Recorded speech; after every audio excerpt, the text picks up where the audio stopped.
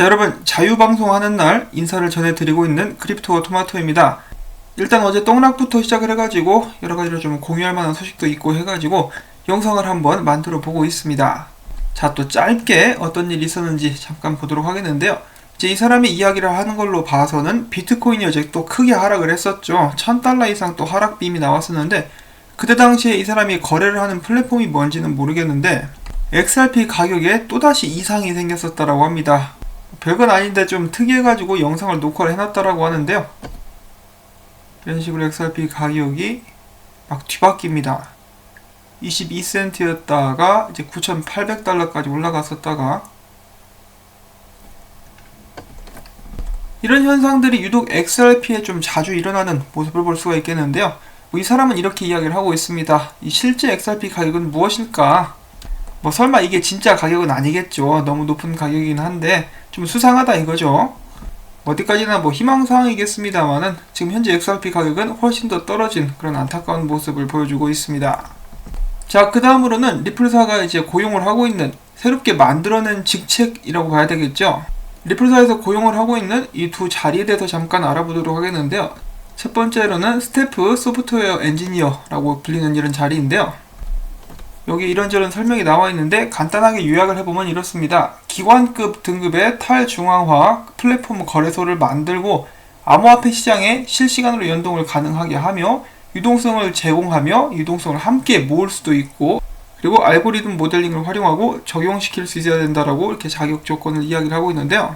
일단 위치하고 있는 자리가 아이슬란드예요. 아이슬란드에 리플사가 이제 개발자들 팀을 이제 또 꾸려놨다라고 하죠.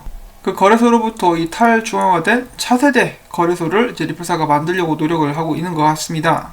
물론 탈중앙화 거래소이기 때문에 일단 만들어지면은 전 세계 어느 지역에서든 사용할 수가 있게 되겠죠. 자, 그 다음에는 작년 스웰에서 리플넷 홈이라는 새로운 플랫폼을 리플사가 또 발표를 했었습니다. 자, 한국에서는 또 다른 사기다라고 많은 질타를 받았었죠. 리플사가 뭔만 하면은 이제 욕을 먹는 그런 상황까지 리플사는 오게 되었는데요. 다행히도 외국 커뮤니티라든지 리플사의 고객들은 이를 반기는 듯한 모습들을 많이 보여주었습니다. 리플넷 홈을 통해 가지고 리플넷에 가입된 고객들이 리플넷 안에서 더욱더 빠르게 파트너십을 체결할 수 있게 되는 여러가지 장점이 있다라고 하는데요. 이것을 이제 관리할 수 있는 매니저를 이제 리플사에서 뽑고 있는 것입니다. 리플넷 홈을 위한 프로덕트 매니저라고 되어 있고요. 이 사람의 직책은 이제 고객들의 필요성을 알고 충족시키기 위해서 고객들과 이제 직접적으로 소통을 하고 프로젝트 관리, 엔지니어링 등 리플넷 홈에 관련된 임무들을 맡게 될 것이고, 또한 리플넷 홈을 발전시키기 위한 로드맵을 만들고 이를 테스팅하게 될 것이라고 합니다. 자, 이렇게 해서 리플사는 사업을 발전시키기 위한 여러가지 새로운 시도를 하고 있는데요. 트위터 사용자 중에 한 명, 이제 일본 커뮤니티에 있는 사람인 것 같은데, 첫 번째 직책이었었죠. 스태프 소프트웨어 엔지니어에 대해서 이런 식으로 의견을 제시하고 있습니다. 이 직책을 통해서 리플사가 이루고자 하는 것은 여러 개의 거래소에서 있는 유동성을 활용해가지고 하나의 지불에 사용함으로써 유동성을 더 확대하는 방안을 마련하라는 것 같다. 리플사에서 구인란에서 사용했었던 단어 유동성을 모은다 라는 것에 집중을 하고 있는 모습을 보여줬는데요. 여기 있는 이 그래픽 같은 경우는 어디서 나왔는지 모르겠습니다. 이 사람이 만든 건 아닌 것 같은데 보시면은 비슷하게 설명을 해주고 있죠. 여기서는 비트스탬프 하나만 나와 있는데 이제 비트스탬프와 비트렉스가 연동돼 가지고 유동성을 함께 모은다 라고 표현을 해주고 있습니다. 자, 이런 경우가 언제 활용이 될지는 모르겠는데요. 예를 들어 이제 보내는 금액이 크게 되면은 유동성이 이제 더 필요할 경우에 거래소들끼리 연동을 해가지고 유동성을 한데 모은다라는 것인지, 아직까지 정확하게 이제 많은 것이 밝혀지진 않았습니다만은 이런 식으로 예측을 해보는 예가 있었고, 그리고 마찬가지로 첫 번째 직책과 관련됐었던 리플사가 지금 제작하려고 하고 있는 탈중앙화 거래소, 이 차세대 거래소라고 표현이 되어 있었죠. 기관급 레벨의 차세대 거래소에 대해서 데이빗 슈왈츠가 넌지시 작은 힌트를 던졌다라는 기사입니다. 리플사의 CTO가 이렇게 이야기를 했다라고 하는데요. 리플사는 누구든 자산 기반의 토큰을 XRP 레저에서 발행하는 것을 보다 쉽도록 만들기 위해서 도울 것이다. 바로 그것을 위한 거래소다라고 이야기를 했다라는 것인데요. 이런 과정 속에서도 이 거래소가 ODL과 어떤 방식으로 연결될 것인지는 아직 불분명하다라고 기사에서는 이야기를 하고 있습니다. 다만 이제 리플사 같은 경우는 XRP 레저의 활용도를 높이기 위해서 꾸준히 노력을 하고 있는 것 같다. 이런 식으로 이야기를 하고 있는데요. 이 리플사가 개발을 하고 있는 거래소 같은 경우는 아직도 여러 가지로 베일에 쌓여 있기는 한데, 이제 거래소의 기능뿐만 아니라 자산 연동된 토큰을 발행하는데 이 거래소가 활용이 될 것이고, 이 과정 속에서 또 유동성까지 한데 모을 수 있는 기능을 가지고 있는 것은 아닌가. 저도 말씀을 드리면서 이제 뭐가 뭔지 확실하게는 잘 모르겠습니다. 기관급 거래소와 유동성을 이야기를 하는 것을 봐서는 또 기관급 수탁 서비스를 준비하고 있는 폴리사인과도 함께 일을 하게 되는 그런 장면이 연출이 되게 될 수도 있지 않을까. 여러 가지 기대는 많이 해볼 수가 있겠습니다만은 그들이 이제 직접적으로 발표를 하기 전까지는 저희는 모르겠죠. 아무튼 이런저런 일들이 진행이 되고 있고, 여기서도 당연히 XRP나 유동성이 그들의 사업의 중심이 되고 있는 것 같다라는 것 정도는 알 수가 있겠습니다. 자, 그 다음 소식으로는 중동에 관련된 이야기가 있습니다. 리플넷의 초기 사용자 중에 한 곳인 이제 쿠웨이트 파이낸셜 하우스, 2018년도에 리플넷에 가입을 하게 되었는데요. 제가 방송을 시작한 지 얼마 되지 않고 나서 나왔었던 소식이어가지고 저도 기억이 납니다. 자, 아무튼 이 쿠웨이트 파이낸셜 하우스가 리플넷 활용을 터키로 확대하겠다라고 밝혔습니다. 리플넷 활용 시작한 지 약 16개월 만인데요. 쿠웨이트 파이낸셜 하우스는 이미 리플넷 네트워크를 통해서 터키 지브로의 해외 자본 송금을 위해서 기술적인 테스트와 서비스 준비를 마친 상태다라고 밝혔습니다. 자, 아무래도 리플넷을 써보니까 좀 이제 신뢰할 만하다라고 판단을 내렸다는 것을 저희가 알 수가 있는 부분이죠. 이 기술력 하나만큼은 인정받을 수 있다라고 제가 다시 한번 확신을 해볼 수가 있을 것 같습니다. 이제는 더 나아가서 리플넷을 신뢰할 수 있으면 다음 단계로 그들의 수익을 극대화시키기 위해서 당연히 또 ODL을 활용을 할 수 있으면 정말 좋겠다라는 기대감을 가져보게 됩니다. 저는 개인적으로 리플넷을 신뢰하는 리플사의 모든 고객들은 결국은 ODL을 활용하게 될 것이라는 기대감을 가지고 있습니다. 제가 미래를 알 수는 없겠지만은 그것이 당연한 수순이 되지 않을까라고 생각을 해보고 있고요.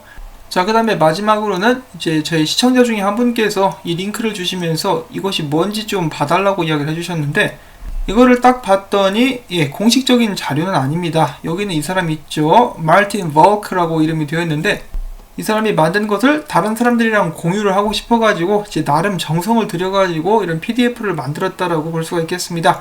그러니까 한마디로 개인적인 생각이에요. 이 사람이 봤을 때 밑에 또 이렇게 설명을 해놨습니다. 자기가 봤을 때는 SDR 같은 경우는 조만간에 슈퍼 통화가 나오게 될 것 같은데, 이 슈퍼 통화 같은 경우는 각국의 화폐가 아닌 금에 연동되게 될 것이다. 그리고 그 다음에 모두가 아는 사실이 있죠. XRP는 이 각국의 디지털 화폐를 연결해주는 브리지 커런시가 될 것이다. 이런 부분 같은 경우는 이미 많은 분들이 짐작을 하셨을 거기 때문에 전혀 새로운 것은 아니라고 볼 수가 있겠습니다만은, 일단 이런 PDF가 올라왔고 또 많은 분들이 궁금해 하실까봐 잠깐 소개를 해봤습니다. 근데 이런 식으로 지금 국제 통화 시스템이 바뀔 거라고 많은 사람들이 예측을 할 수밖에 없는 것이, 지금 전 세계 경제가 좀 많이 흔들리고 있습니다. 빚도 엄청난 속도로 늘고 있고요. 이 가운데 중국과 러시아가 금을 정말 열심히 모으고 있고, 그 외에 전 세계 여러 중앙은행들도 금을 이제 많이 쟁여놓고 있는 그런 상황입니다. 그와 동시에 지들은 또 화폐를 막 찍고 있어요. 그래가지고 다음 다가오게 되는 새로운 통화 시스템이나 새로운 통화가 나오게 되면은 금에 연동된 그런 통화가 될 가능성이 높다라는 추측들이 나오고 있는 것은 사실이나, 어디까지나 추측일 뿐 실제로 어떤 식으로 어떤 방향으로 움직이게 될지는 아무도 모르겠죠. 근데 이제 금 쪽으로 이제 의견이 기우는 이유는, 사실 금이야말로 수천 년 동안 부의 상징이었고 돈으로서 활용이 된 적이 많이 있었죠. 돈과 통화는 엄연히 다른 것이기 때문에 이 돈을 기축으로 한 통화가 발행이 되게 된다라면 사람들의 신뢰를 다시 한번 회복시키는데 이제 큰 역할을 하게 될 수 있다라고 믿고 있는 것이죠. 왜냐하면은 지금 이제 전 세계에서 자국 화폐를 믿지 못하는 움직임이 계속해서 늘어나고 있기 때문입니다. 왜냐? 계속 찍어대니까. 그래서 금에 연동된 무언가가 출시가 된다라든지 금이 이제 어떠한 계획의 중심이 되는 것이 절대로 놀라운 일은 아닙니다. 다만 저희가 이제 여기에서 가장 기대를 해볼 수가 있는 것은, 금에 연동이 되어 있다 할지라도 이제 디지털 방향으로 이제 뭐가 나오게 될 텐데, 이런 과정 속에서 XRP가 어떤 역할을 해줄 수 있겠느냐. 리플사 같은 경우는 수년 전부터 전 세계 중앙은행들과 함께 일을 해왔었습니다. 그리고 정말 많이 입에 오르고 내려가지고 이제 좀 지겹다라고 생각이 들 수도 있겠지만은, 이제 IMF, 세계은행, 국제결제은행과도 이제 이런저런 미팅을 갖는 등 이제 어느 정도 관계가 있는 모습을 보여준 바가 있습니다. 그런 면에서 봤을 때 이제 모든 것이 어떻게 돌아가는지 리플사는 알고 있을 수도 있겠습니다. 앞으로 여러 가지로 다가올 큰 변화 속에서 이 리플사가 앞서 나가는 핀테크 회사로서 중요한 역할을 해줄 수 있기를 바라보면서 오늘 영상은 또 여기서 마무리를 짓도록 하겠습니다.